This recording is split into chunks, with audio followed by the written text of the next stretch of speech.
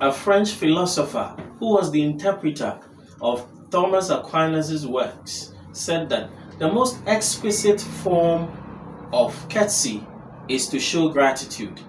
That means that anyone who knows how to show gratitude is a very courteous person. My name is Maxwell Abeku Macmillan, and I'm your Christian success coach. In this particular episode, I am talking about making gratitude an attitude. Making gratitude an attitude.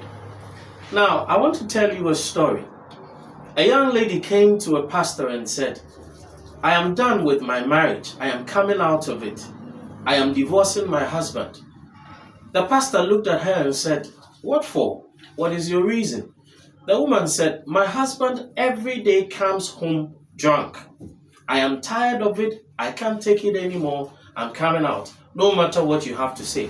So the pastor looked at the lady and said, your husband comes home every day drunk? She said, yes, every day, drunk. The pastor looked at the lady and said, you should be grateful. The lady was wondering, what should I be grateful for? The man comes home every day drunk. I can't even take it anymore. You're telling me to be grateful. The pastor said, well, at least he comes home. Yes, he's drunk, but he's lying beside you. At least you know where he is. There is another lady somewhere who doesn't even know where the husband is. Now the pastor said, I'm going to make you a deal. For the next 3 months, anytime your husband comes home, I want you to meet him at the door. The lady looked at the pastor and said, what for? The pastor said, meet him at the door, hug him and say, thank you for coming home. The lady was like, you want me to do what? That drunk man, he comes home reeking of alcohol. The pastor said, hug him, give him a peck and say, thank you for coming home. So the pastor said, I'm going to make you a deal. If you do that for the next 3 months and nothing changes, come see me. I'll go talk to your husband. So the lady said, fine. At least I will have something to say in the next 3 months. So after I do it and it doesn't work, I'm coming back. So the lady went away. It took a while before she met the pastor again. And she was smiling ear to ear. And what she had to say was that the husband was no longer a drunk. He had stopped drinking. Question, what happened? You see, as long as the woman kept insulting, abusing the husband for coming home drunk, she was talking to the fool inside of him.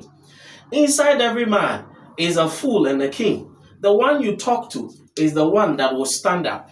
So when she stopped talking to him like he is a fool and started talking to him like he is a king, the king inside him stood up and began to show responsibility. See, every time what we do in most situations is that we look at the things that we don't have rather than concentrate on the things that we have. Sometimes we even take it to God.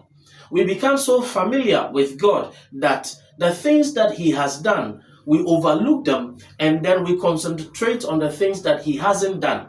So he may have done 999 things. We may overlook all of them and concentrate on the one thing that he is yet to do. A lot of times, this stems from familiarity. We become so familiar with the people that are closest to us that we take them for granted. For such people, the grass is always greener on the other side. So every time we find ourselves comparing our spouse or the people close to us to somebody else. Oh, look at that person over there. Look at how good they are. The problem is you do not know the weaknesses of that person as well. All that you see is the good side of the person. So you compare your spouse or that close person to you, that friend of yours, with the person that you are seeing on the other side.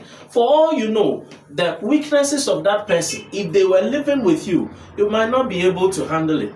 So to be able to cultivate an attitude of gratitude, you must look at the good things that you have. You must look at the good things that God has done in your life. You must count your blessings and name them one by one. Now, interestingly, it is said that in a marriage, in a relationship, there are 2 lists. Okay, we have 2 lists concerning your spouse. There is a long list and a short one. The long list has to do with all the good things that your spouse is good at, all the things that your spouse is good at. And then there is a short one which may contain the bad things concerning your spouse or concerning that close person to you. And what we do, a lot of people in that situation, is that we take the short one and we focus on that one all the time. That means we focus on the shortcomings of the person. We keep the long list behind us and focus on the shortcomings of the person consistently, to the point where all we see is the bad side of the person. We usually bring out the long list and we read it when the person dies in the form of a tribute, so that when you go to a funeral, everybody has something good to say about the person lying in the coffin. Meanwhile, this same person, when he or she was alive, people had only bad things to say about such a person. But interestingly, you can actually cultivate an attitude of gratitude. It has to be something that you make up your mind to make it part of your system. Because if you do not show gratitude for the things that you have, why should you get more?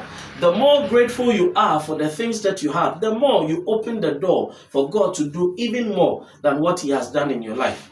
If we look at the Bible, Luke chapter 17 from verse 11 to 19, the Bible talks about 10 lepers that came to Jesus. These were lepers that had been rejected from society. Leprosy was such that they couldn't come to where other people were.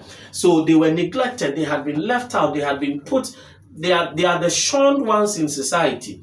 They came to Jesus. Jesus spoke to them and said, "Go and show yourself to the high priest." The Bible says that on their way, they became healed. They could tell that they had been healed. Now, of the 10, only one person out of the 10 came back to show gratitude to Jesus. He asked them, "Where are the rest? Where are the 9?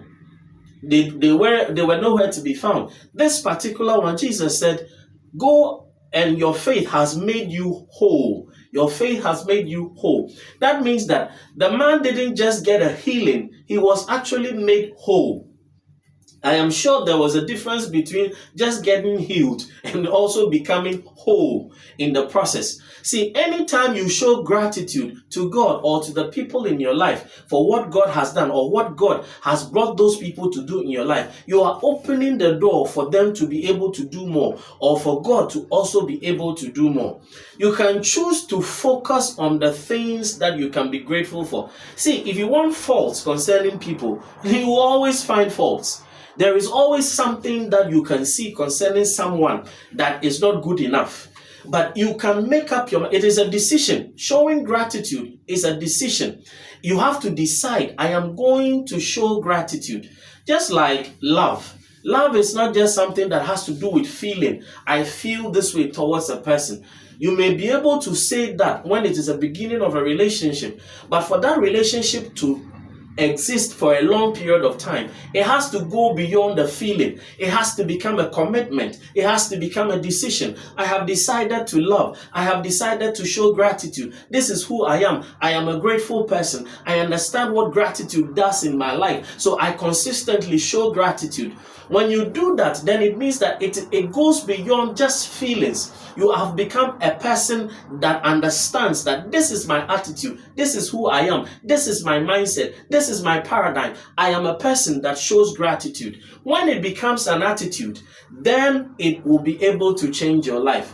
If it is just a feeling, the likelihood is that you are going to go back to default. You are going to go back to default. So until you make it an attitude, then you will be able to see the changes that are supposed to come your way. When people see that you are a person that shows gratitude, they like to hang around you all the time. A person that shows gratitude will have more good things coming his or her way. So how do I do this? The question may be, how do I do this? Maybe I have been trying to, but I am not able to keep at it. How do I maintain an attitude of gratitude? There are people who keep gratitude journals. Okay, so every now and then they will sit down, write out the things that they are grateful for. Write out the things that they are grateful for.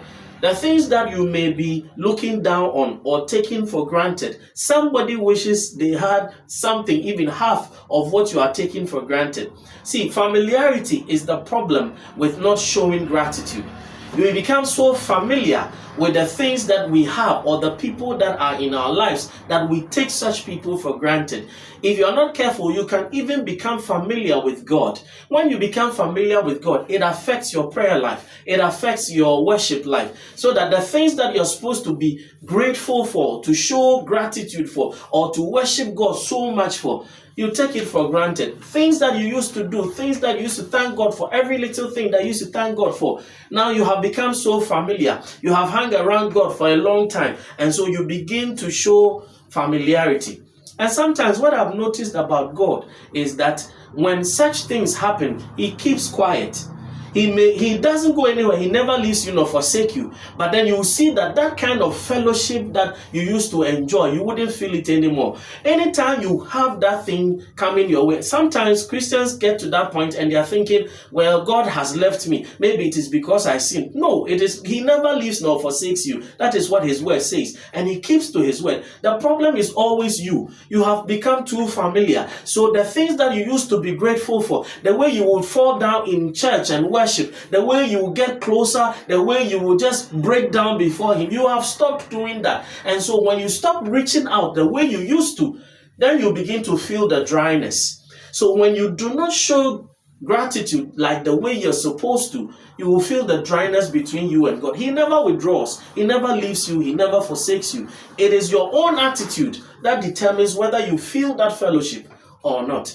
So if you want to consistently feel the fellowship that you've always had with God, be grateful for every little thing. Like I was saying, you can keep a gratitude journal. Begin to sit down and write down. Like the songwriter said, count your blessings, name them one by one, and it will surprise you what the Lord has done in your life. I believe that this has been of a great blessing to you. I believe that if you can start keeping this gratitude journal and start writing down. Sometimes, apart from the things that you're grateful for that God has done for you, you can also write down things that you're grateful to God for in your life. Maybe you're grateful to God for the job that you do, for your spouse, for your children, for the life you have, for even the house you live in, for the water you have. Why? There are people who don't have good water to drink. There are people who don't have the kind of life that you have. So the things that you are taking for granted, if you can show gratitude to God for, He will do far more, exceedingly, abundantly, above all that you can even ask or think. The Lord bless you and keep you, cause His face to shine upon you and be gracious unto you. Until I come your way again with another life-changing, riveting word from the Word of God. This is Maxwell Abek Macmillan saying, success is possible if only you know how. Bye-bye.